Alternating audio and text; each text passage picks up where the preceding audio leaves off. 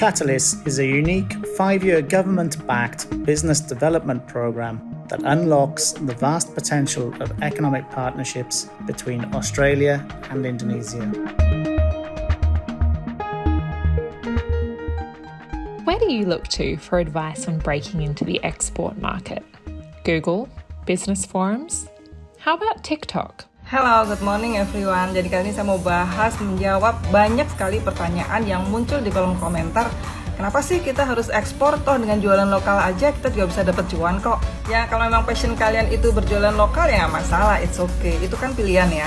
Tapi kalau kalian nanya, kenapa saya prefer jualan ekspor daripada jualan lokal? Yang pasti adalah karena persaingan di dalam negeri ini sudah sangat penuh sesak guys. Dimana kita harus bersaing dengan sesama produsen yang menghasilkan produk yang sama. Tapi kadang-kadang sesama produsen ini suka banding-bandingan harga, sehingga harga di luaran ini bisa hancur lebur. Kedua, kalau kita jualan lokal, kita tuh paling hanya berhadapan dengan market sekitar 250 juta orang Indonesia. Tapi kalau kita jual keluar, maka di sana ada sekitar 7 miliar orang yang bisa menerima produk kita. Dan untuk mencari pembeli itu banyak sekali tools-toolsnya guys. Jadi kapan bisa jadi eksportir? That was Ibu Dewi Harlas. Ibu Dewi is the CEO of Diva Prima Cemerlang, an Indonesian company that has exported human hair eyelashes to more than 16 countries. Her production is based in 2 regencies in central Java, where she employs around 300 female workers across the value chain. And as you've just heard, she's also a TikTok superstar, using the platform to share her tips and experiences as an exporter. She's an inspiration to many SMEs in Indonesia and abroad, and she's the first guest on today's podcast. I'm Rachel Mason Nunn, and I'm joined by my co-host, Sondang Sirait. As you'll hear, this podcast is in Bahasa Indonesia. You can find the full English transcript in the show notes.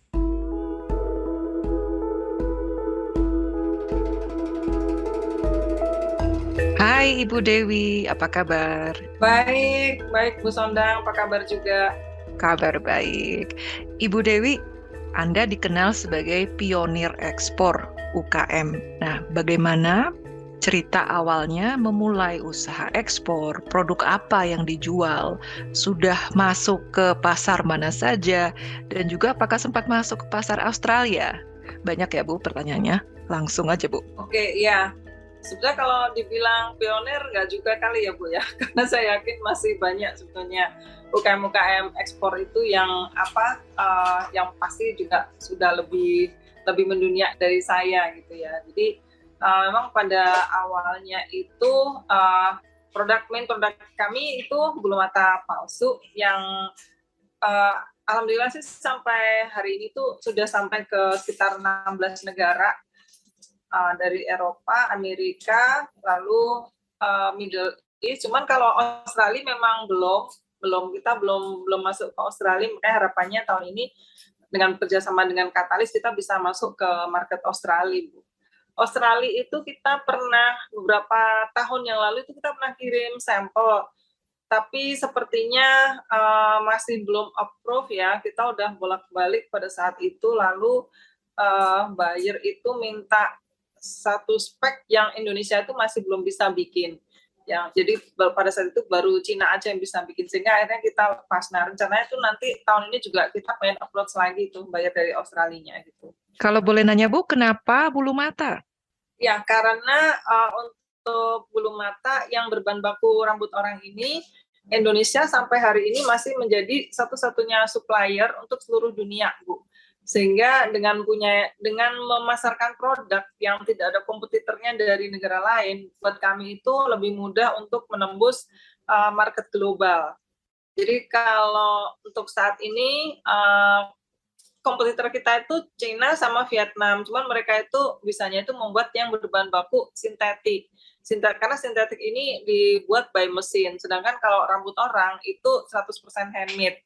Dan skillnya yang bisa untuk membuat bulu mata berbahan baku rambut orang itu masih orang Indonesia aja. Ibu tadi mention mengenai bahan baku yang alami ya. Satu lagi yang sekarang sedang banyak jadi obrolan adalah mengenai tren sustainability atau keberlanjutan, di mana Ada banyak negara sekarang memberlakukan peraturan dekarbonisasi, mereka ingin atau buyernya diharuskan agar membeli produk dari produsen atau negara yang menghindari praktek-praktek yang merusak lingkungan. Apakah dalam industri Ibu sudah mulai ada pemikiran ke arah sana?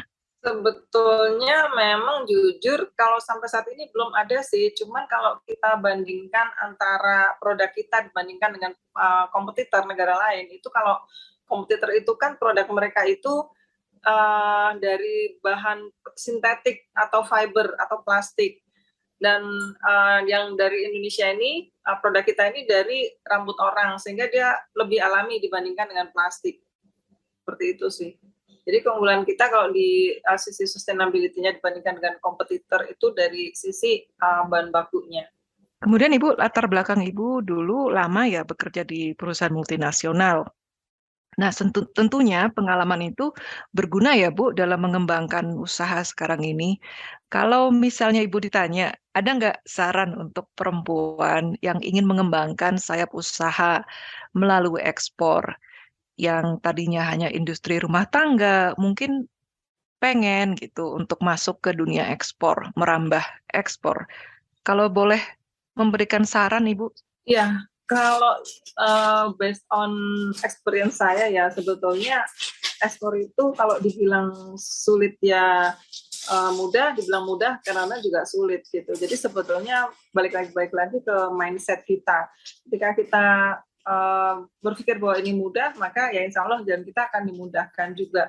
Dan itu yang terjadi gitu. Yang kami alami sama ini dan yang saya lakukan memang 100% buyer saya ini saya dapatkan hanya melalui internet. Jadi semuanya saya kerjakan dari rumah lewat internet gitu ya. Jadi saya browsing di situs-situs buyer finder, lalu di Instagram, di media sosial yang lainnya juga, lalu kita approach, lalu lanjut ke WhatsApp, lanjut ke telepon, lalu kirim sampel, setelah kirim sampel approve baru placing order, down payment dan sebagainya, seperti itu. Jadi sebetulnya kalau menurut kita tuh bisnis ekspor itu bukan sesuatu yang sulit untuk dilakukan ya. Itu sesuatu hal yang mudah selama kita tahu how to-nya dan kita bisa mencari negara-negara tujuan itu yang persyaratannya tidak sulit untuk ditembus itu dulu sih. Karena sama ini seperti yang kita tahu mindset orang itu kalau udah dengar kata ekspor itu susah, ribet, lalu butuh modal besar, persyaratannya juga berat gitu ya. Padahal sebetulnya bahkan bisa dilakukan tanpa modal seperti yang kami jalankan selama ini gitu. Jadi beneran kita tuh yang memang kalau dibilang modal dengkul ya modal dengkul, kita cuma mainin sistem pembayarannya buyer dan supplier aja gitu. Modal internet juga ya Bu ya? Ya modal kuota internet yang pasti. Kedengerannya kok mudah, kalau dengerin Ibu jelasin kok bisa di rumah aja, lewat internet, semuanya bisa. Tapi dari pengalaman Ibu juga, tantangannya apa Bu selama ini? Ya, sebetulnya gini, sebetulnya kita tuh nggak pernah kepikiran untuk ngebuka kelas ekspor itu nggak, cuman karena banyak banget ketika saya bikin konten daily life sebagai seorang ibu rumah tangga yang jadi eksporter gitu ya, nah itu kan banyak yang nanya-nanya, minta diajari. Nah selama ini kan saya ngajarin kan nggak efektif juga kalau cuman by chatting dan sebagainya. Ya udah deh kita buka kelas aja gitu. Yang paling banyak ditanya pasti nomor satu cari buyer. Cari buyernya di mana sih gitu. Padahal sebetulnya buyer itu kan banyak gitu ya. Dan buyer itu bertebaran. Buyer itu banyak sekali bisa kita temukan di mana-mana gitu. Challenge-nya bukan dicari buyernya, meyakinkan si buyer untuk mau beli sama kita, itu di situ challenge-nya. Saya mau nanya lagi nih mengenai bagaimana usaha Ibu di Purworejo ya Bu, di Jawa Tengah. Sampai sekarang bagaimana perkembangannya dan usaha Ibu bagaimana sejauh mana sudah membantu perempuan di Purworejo, juga mereka yang mungkin terkena imbasnya dari usaha Ibu di sana. Sejauh mana usaha ini telah mendorong sosial ekonomi di wilayah itu? Iya, jadi sebetulnya untuk bulu mata palsu ini kan memang sistem kita memang kita tidak memproduksi. Jadi bulu mata palsu itu, pembuatan bulu mata palsu itu proses produksinya itu ada 11 proses gitu. Dari awal sampai akhir itu ada 11 tahapan proses. Dan yang kita kerjakan di dalam workshop itu hanya 2 proses terakhir, yaitu proses quality control, final checking, dan proses packing. Nah, proses 1 sampai dengan proses 9 itu semua dikerjakan di luar dengan pemberdayaan dari 90% para ibu rumah tangga gitu. Jadi kalau pagi mereka datang ngambil bahan baku sama bahan, lalu mereka bawa pulang dikerjakan ke rumah, besoknya mereka store dan seterusnya gitu. Sehingga dengan seperti ini memang ya alhamdulillah banyak ibu rumah tangga yang terbantu dengan adanya workshop bulu mata ini di Purworejo gitu, Bu. Ada berapa pekerja usaha Ibu sekarang, Bu? Kalau ibu-ibu rumah tangga yang terlibat itu ada sekitar, kalau sebetulnya kita punya 2 workshop di Purworejo dan Purbalingga gitu ya. Untuk saat ini memang yang terbanyak masih di Purbalingga, Bu, karena sebenarnya si Purbalingga itu sentranya bulu mata. Dan Purworejo ini sebenarnya saya juga masih merintis sekitar 2 tahun terakhir ini baru merintis di Purworejo, sehingga Purworejo ini jadi dari 11 tahapan proses itu di Purworejo itu mengerjakan proses 1 sampai proses 5, lalu proses 6 dan seterusnya itu kita kerjakan di Purbalingga gitu. Nah, kalau di total jumlah ibu-ibu yang terlibat itu ada sekitar 300 orang mungkin sampai hari ini. Tapi itu sebetulnya plus minus tergantung dari banyaknya order. Jadi kalau misalkan ordernya nambah, ya ibu-ibunya semakin banyak yang terlibat. Gitu. Jadi kalau ordernya lagi sedikit, ya ibu-ibunya sedikit yang terlibat. Gitu aja sih, Bu. Karena kita made by order sebetulnya. Baik, Ibu Dewi, terima kasih atas waktunya. Sama-sama, Bu. Terima kasih juga atas kesempatannya. That was Ibu Dewi Harlas. Amanda Robbins, Managing Director of Equity Economics, recently spoke on the opportunities for women in trade at the Australasian Aid Conference. Sondang caught up with Amanda. Hi, Amanda. Great to have you on the show and on this topic, opportunities for women in trade. In this case, of course, we're talking about the context of Indonesia and Australia. Now, let me begin with a basic question, if not a paradox. Is more trade always better for women? Hi, Sondang. I love that this is starting with a basic question, and I'd love to give you a definitive yes or no. But the answer to the question, is trade always good for women, is really it depends. And it depends on a range of factors. And I thought it might be helpful to kind of talk through what some of those factors are today. For instance, when you think about trade, it's not always obvious to everyone that we would be talking about trade and gender in the first place. Goods and services are traded and people consume them or they don't, and there's barriers in that in trade. But what is really gendered about it is often a question that surprises people. But it doesn't take too long to look at the trade policy and trade agreements to quickly see that the consequences of trade can be very gendered, both in terms of where the advantages and the risks really fall and on whom they fall. For instance, you typically open a trade agreement and often they really start from some really traditional sectors where we're trying to open and deepen trade, sectors like manufacturing, and those sectors are often really male-dominated industries. So from a starting point in trade, we're often talking about sectors that tend to, where we get benefits from trade, really do tend to be predominantly focused on sectors that might be male-dominated. That is changing, and that's why the conversation around trade and gender is really emerging, and there's lots of really interesting evidence coming out of that.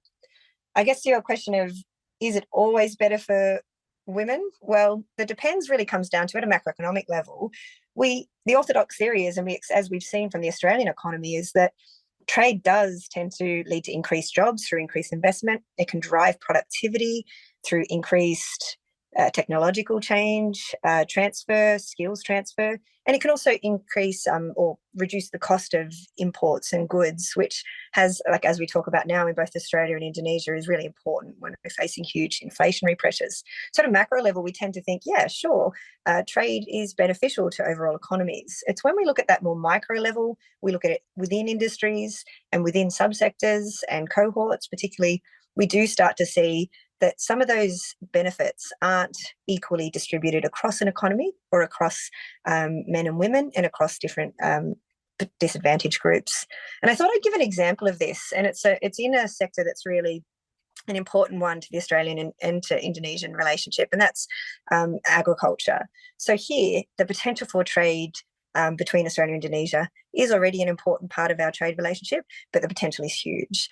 And it's also a really sensitive area because we know for Indonesia, food self-sufficiency has been a really important policy. So when we talk about trade, there's obviously many people who can see the huge benefits, but there's also some risks involved. And when we're talking about gender and trade, we're really trying to drill down and explore what those benefits are and make sure we're maximising those and managing any risks of transition.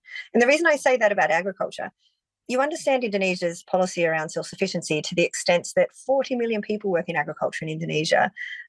It's both a huge source of employment, but it's also an important source of agricultural production and livelihoods. But at the same time, I know when I've lived in Indonesia, you can't help but be struck by food price volatility, seasonality, and just actually the high cost that Indonesians actually face for food. So trade has huge potential benefits across the economy through more open trade. And we see that in IOTEPA and the trade agreement. There's huge advances between Australia and Indonesia on really addressing some of those food security issues, the food access and reducing the cost of food in some areas. But where we talk about the risks for women is similarly in agriculture. You can see it because it's also in Indonesia a sector that has a huge small-scale farming sector. And they actually are often households comprised, over 50% of farming households are comprised of female farmers.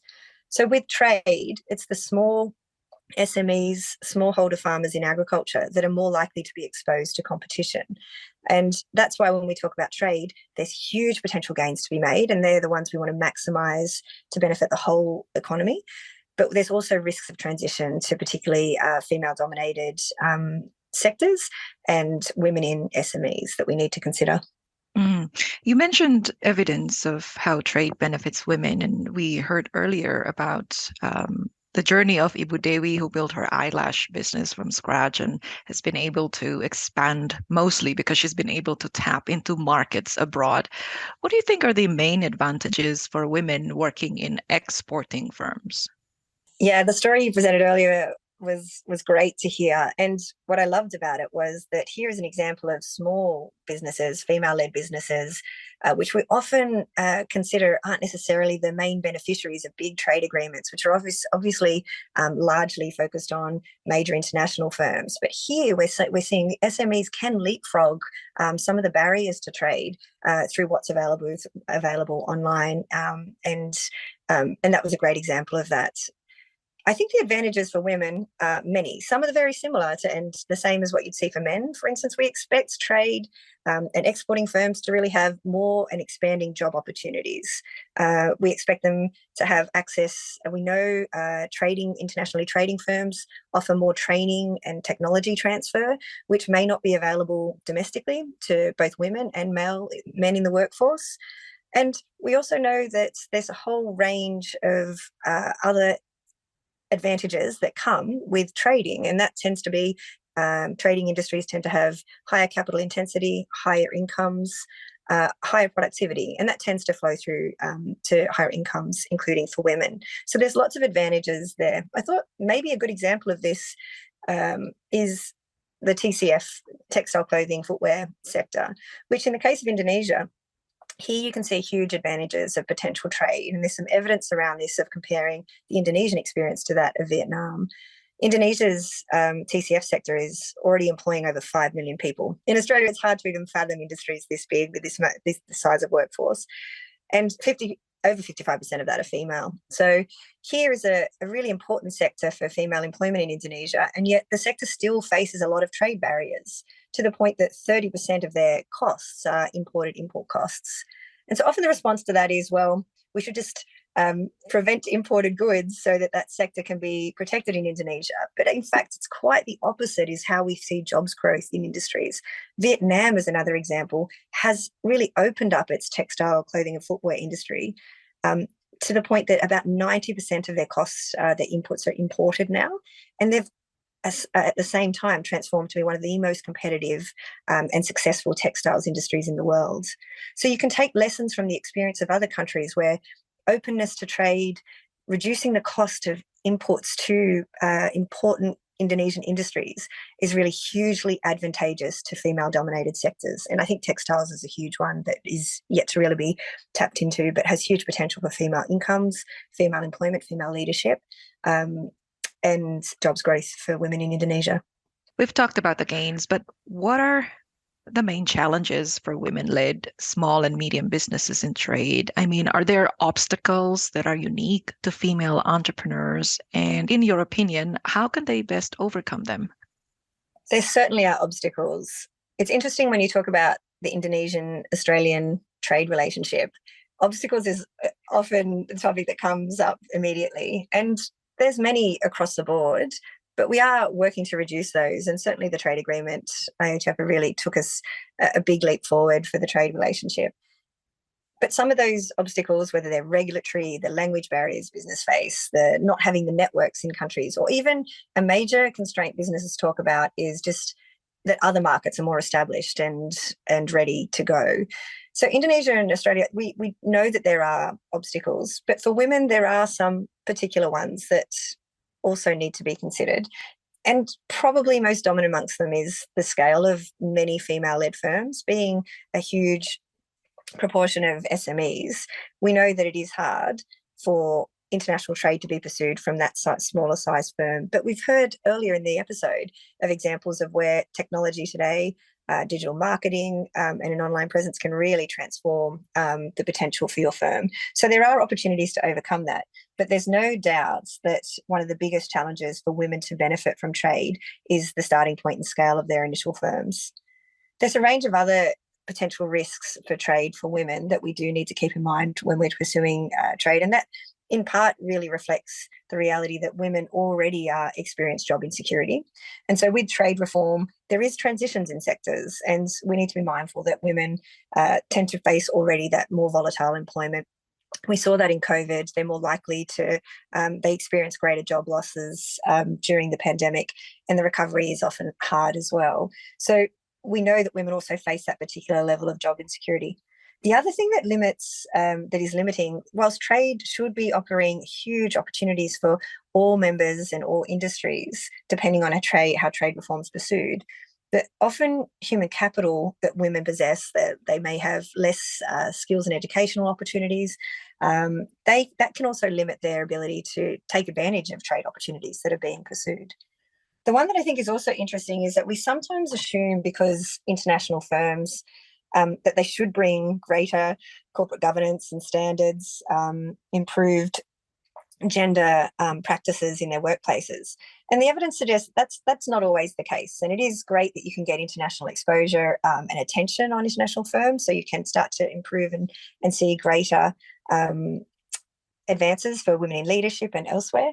But the reality is we also see that as firms move up the supply chain and new industries emerge, that employment segregation by gender can actually be entrenched, and it doesn't necessarily automatically change. So that's something that we should be keeping in mind as well, that trade doesn't automatically, there's not a panacea to reforming our workplaces, but there are potential opportunities there. And I thought I'd mention one that is actually something that Katalis has managed to do through a trade discussion. And the example is an activity they have done in the last 12 months between Chief Executive Women in Australia and the Indonesian Business Coalition for Women's Empowerment. So these two groups in each country really are the leading women in the private sector in each country. And Katalis brought those groups together with Investing in Women, another Australian program, to try and get that discussion to happen around how do we transform the face of trade and see more women in it.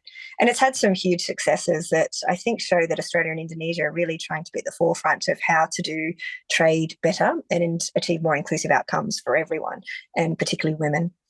And one of the examples of that is CEW had done this great research with depressing results, but that really set the benchmark for trying to improve women's leadership in large firms. CEW shared that and worked with Indonesian Business Coalition for Women's Economic Empowerment, and they've produced it for Indonesia. Indonesia, as G20 chair, has taken that to the G20 through B20. It's going to a range of countries in the region, and that one dialogue started around a trade relationship, a bilateral trade relationship, is beginning to really set the standard of what we can expect of private sector firms in trade around women in leadership. I should add that the results weren't great. Australia's got, of its ASX top 300 firms, I think there's 18 female CEOs. And in Indonesia, the research found of the top 200 listed firms, just 8 female CEOs. So there's a long way to go. But I think what this reveals is the process of having the discussion around trade and its potential gendered impacts and the distributional effects. There are avenues within that to really transform and change the opportunities for female entrepreneurs and women businesses. Thanks for mentioning the study, Amanda. That has certainly triggered talks about the issue of gender representation in C-suite in Indonesia, learning from the Australian experience. I want to move on. Indonesia, like Australia, has a growing number of trade agreements with other countries, and now we have the IACEPA between us. Well, these are policy frameworks. Is there any way women could view them as having a real, tangible impact? Well, I think we're all working really hard, including yourselves, Sondang at Katalis, to make sure there's a tangible impact. And I think we're starting to see that. It's even the very facts we're having a conversation around how do these trade agreements empower women, ensure that females, business leaders are also getting access to the opportunities that trade agreements like IACEPA open. I think that's a sign that there is real opportunities afoot. And the way that I think it's happening, there's some really interesting things that, for instance, Katalis are doing, even by prioritising. When you look at the trade agreements, but by making sure that we're really trying to deepen the commercial opportunities in sectors like health, education, digital services, where females are dominant parts of the workforce, but also they're major users and beneficiaries of the actual goods and services that are the product of that sector, and where they may have been excluded from health and education access in the past. By prioritising those sectors through the trade agreement, I think we're really going to see that the benefits are, if not equally available, that they're certainly made more, there's a greater priority focused on a greater inclusive outcome from the trade agreement. So I think that's one way we can see that it's starting to happen, that there's really tangible opportunities for women to benefit. I think in other areas, it's making sure that the trade agreements where there's supportive training and events and activities, we're seeing across the board greater engagement, involvement of females, including in non-traditional sectors.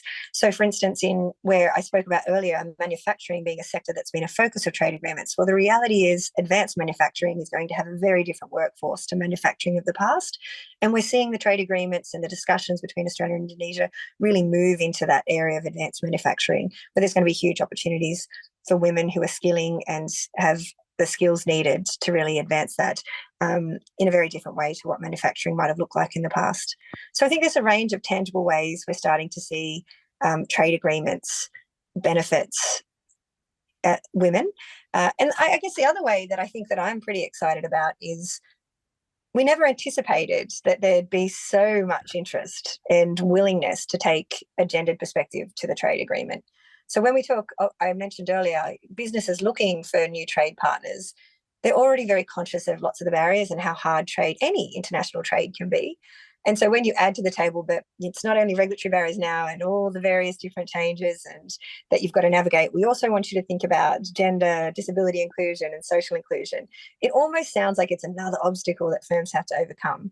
But what we're finding is that firms are way ahead on this front, that they already know, and it's definitely increasingly evident from the research that more diverse workplaces are advantageous to them. So it's in their interest to pursue this, in part because diverse workforces drive innovation, better cohesive workforces, but increasingly McKinsey's reports, as well as others, show they improve the bottom line of firms to have greater female inclusion and diversity in the workplace. So what's pretty exciting is that the trade agreement opens up a whole range of new opportunities. I mentioned the ones in agriculture, but in health and education, there's a whole lot of further potential for the bilateral trade relationship to go further. But there are some gains there that firms are keen to take advantage of and are already thinking about how to make sure the gains are shared by everyone. Very insightful as always. Thanks, Amanda. Thanks, Sondang. That was Amanda Robbins and Ibu Dewi Harlas on episode 5 of the Katalis podcast. To all our listeners, thank you for continuing to listen to the show well into 2023. It's a brand new year and we're excited to share lots of great content with you. Until next time.